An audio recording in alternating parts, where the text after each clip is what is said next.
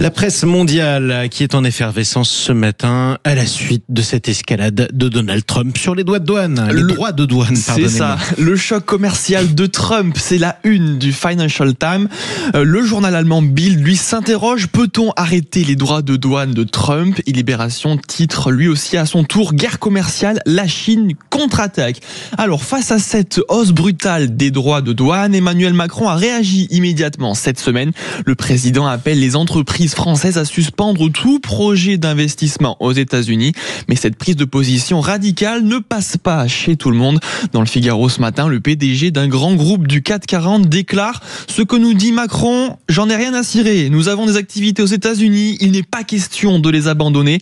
Nous devons respecter nos engagements envers nos salariés, nos clients et nos actionnaires. » Même son de cloche du côté d'un dirigeant d'un grand producteur de spiritueux.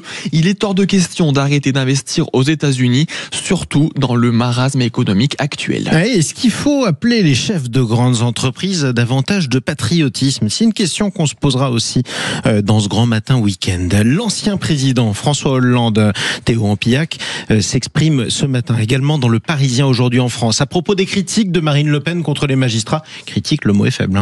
Et pour lui, le Rassemblement national retombe dans les ornières du passé. Il ajoute plus loin, on ne change pas une loi sous prétexte qu'un jugement a déplu à certains ou en a choqué d'autres.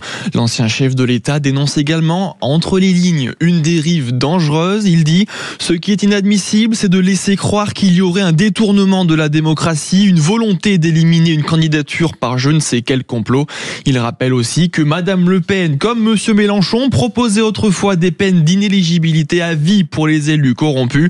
Aujourd'hui, il s'offusque de l'exécution provisoire. Un rassemblement est prévu demain, place de la République, pour dénoncer les attaques du RN contre le système judiciaire.